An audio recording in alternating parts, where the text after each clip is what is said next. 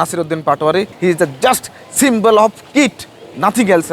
মানে he has no quality to be a politician. এনসিপিটা আমরা জানি যে ন্যাশনাল চিলড্রেন পার্টি, এই নাসিরউদ্দিন পাটোয়ারির গণদোলায়ের সময় হয়ে গেছে এবং সেই গণদোলায় খাবে এই সাধারণ জনগণের মাধ্যমে। বাংলাদেশের 5ই আগস্টের রাজনীতির গণঅভ্যুত্থানের পরে বাংলাদেশের কিন্তু রাজনৈতিক কিটের জন্ম হয়েছে। এই রাজনৈতিক কিটের মধ্যে নাসিরউদ্দিন পাটোয়ারি হচ্ছে একটা অন্যতম একটা কিট এবং সে সর্বোচ্চ অভদ্রতার সীমা লঙ্ঘনকারী।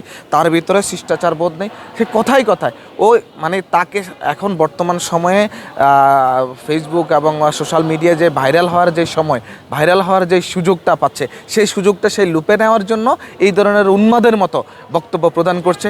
যেই বক্তব্যগুলো আপনারা দেখেছেন ইতিমধ্যে সমালোচনার ঝড় উঠেছে এবং অন্যদেরকে উস্কানি দিচ্ছে। আমাদের কাছে মনে হয়েছে ফ্যাসিস্ট শেখ হাসিনা থেকে এই নাসিরউদ্দিন পাটোয়ারিরা মিলেমিশে ছিল, তো মিলেমিশে থাকার কারণে তাদের কিছু চরিত্রের অংশ এই নাসিরউদ্দিন পাটোয়ারির উপরে ভর করেছে। এবং আমি মনে করছি যে এই এনসিপি যে পার্টিটা, এই পার্টিটা খুব বেশি দিন লাগবে না, তারা বিভক্ত হয়ে ধ্বংসে নিমজ্জিত হবে যদি এরকম নাসিরউদ্দিন পাটোয়ারির মতো দুই একজন নেতৃত্বে থাকে, যারা এই রাজনীতিকে বাংলাদেশের যে সৌজন্যতাবোধ, যে শালীনতাবোধের রাজনীতি, শিষ্টাচার বোধের যে রাজনীতি, সেই রাজনীতিকে উপেক্ষা করে সে যে রাজনৈতিক চর্চা শুরু করেছে, এই রাজনৈতিক চর্চা নাসিরউদ্দিন পাটোয়ারিদের মতো মানুষদেরকে আগামীর বাংলাদেশের জনগণ এমনভাবে শায়েস্তা করবে যে মাঠে ঘাটে পথে প্রান্তরে যেখানে যাই সেখানে গণদোলাই খাবে। এই নাসিরউদ্দিন পাটোয়ারির গণদোলায়ের সময় হয়ে গেছে এবং সে গণদোলাই খাবে এই সাধারণ জনগণের মাধ্যমে, যারা এই জনগণের ভোট প্রদান করে বর্তমান সরকার রাষ্ট্র পরিচালনার দায়িত্ব দিয়েছে।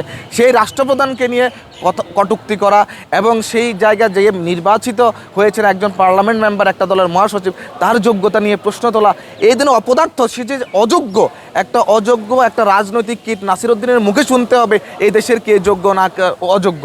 এবং এই ধরনের অপরিপক্ক রাজনীতিবিদের কারণে মানুষ আবারও যেরকম ফ্যাসিস্ট শেখ হাসিনা সরকারের সময়ে রাজনীতি থেকে মুখ ফিরিয়ে নিয়েছিল, এই ধরনের অথর্ব নাসিরউদ্দিন পাটোয়ারির কারণে আবারও কিন্তু বাংলাদেশে এই রাজনীতিতে মানুষ মুখ ফিরিয়ে নিবে। সুতরাং নাসিরউদ্দিন পাটোয়ারিকে সতর্ক থাকতে হবে, তাকে সর্ব অবস্থায় সতর্ক থাকতে হবে যে তুমি ভদ্র রাজনীতির চর্চা করো, ভদ্র রাজনীতিক চর্চা করে মানুষের মাঝে ফিরে আসো এবং মানুষের মাঝে যদি যেতে চাও, জনগণের নেতা হতে চাও, তাহলে কিন্তু তোমাকে অবশ্যই শালীনতা বজায় রেখে রাজনীতি করতে হবে।